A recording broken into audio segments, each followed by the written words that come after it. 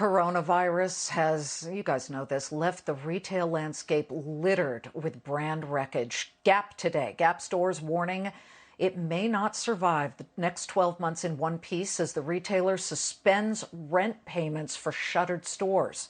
They're just not paying. The stock is up 1.5%, but this, as reports are swirling, that luxury retailer Neiman Marcus could go bankrupt by the end of this week. J.C. Penney hanging by a thread as well. It's now a 27-cent stock. So from the high end to the affordable comes this grim headline from the New York Times. The death of the department store. Very few are likely to survive. Steve Sadove ran the gold standard of department stores. The former CEO of Saks Inc. joins us now live in a Claim Countdown exclusive. Good to see you, Steve. You know, with all of these names shuttered due to the coronavirus, will the department store survive as we know it? Oh, I think the department store can survive, but it's going to have to be different. We're in a existential threat time for the retail industry. These are businesses that weren't designed to run at essentially zero revenue. They have their internet businesses, but suppose they're down 80%. The cost base isn't designed to run that way. So they're going to have to operate differently. Some will survive, some won't. The highly levered businesses, a number of the ones that you mentioned, are at risk.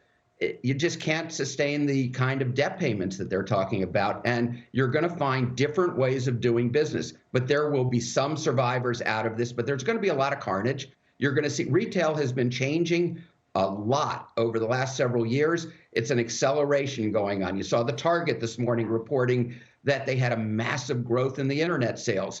Internet is going to continue to grow. It's going to play an even more important role in our lives. And department stores are going to have to adapt to a different kind of a model for those that survive. It's not a question of nobody surviving. Okay. It's going to be a question of those that survive. Well, who then do you foresee doing it correctly? I mean, look at Neiman Marcus, great platinum brand, failed to make interest payments last week on $4.7 billion in debt. Neiman's could file for bankruptcy, everyone's saying. At least, there are reports out there by the end of this week. Your former employer, Saks, has tried 3 times over the past decade to merge with Neiman's. Will the 4th time be a charm? Can Saks save Neiman's, or is it unsavable? Oh, I have no idea whether Saks will do anything with Neiman's. I would tell you that Neiman's, the real issue there is the debt. It's not. This is still a $4 or $5 billion company that's generating quite a bit of EBITDA. The real issue is it has a balance sheet that can't sustain. It can't sustain. So if they restructured the debt, if they were to go and close a number of stores, renegotiate rents, could somebody run that company in a manner differently than it's being run today? And Neiman Marcus is a great name and has a very good customer base. So I don't know whether it's going to be Saks, somebody else. It would be a shame, liquidated, but I don't think it has to be a liquidation. What about J.C. Penney? How is this company even staying alive? Well, J.C. Penney is a question, and all of these companies, it's a question, is there a niche in the marketplace for the brand? Is the financial situation dire enough that that it can't be sustained? Sears, for example, or Kmart, you have to ask, is there a role in the marketplace for that brand? There may or may not be. J.C. Penney, is there enough of a niche and a consumer that's going to sustain the brand? There may very well be, but it's going to have to be in a different shape than it is today.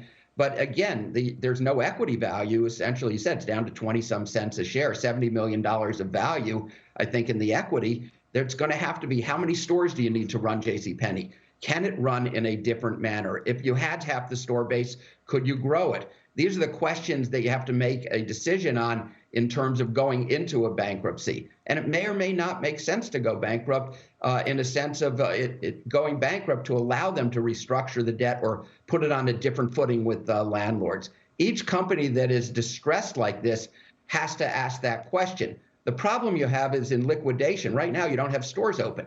There's so much inventory in the system that if you wanted to liquidate, It would be very hard to liquidate right now. Steve, we got to run, but I do want to know from your perspective, if you were running a department store right now, how would you change it to survive after coronavirus is hopefully done, once we're on the other side, so to speak? Oh, in quick answer is that you have to change the business model. You have to think about inventory differently. Who owns the inventory? How do you manage the inventory? How do you think about the cost structure? Department stores in Europe and Japan, for example, are far more landlords than they are owning the inventory directly. So you have to think totally differently about what the model is of a department store. Steve Sadove, it's great to have you. Please join us again. Happy to.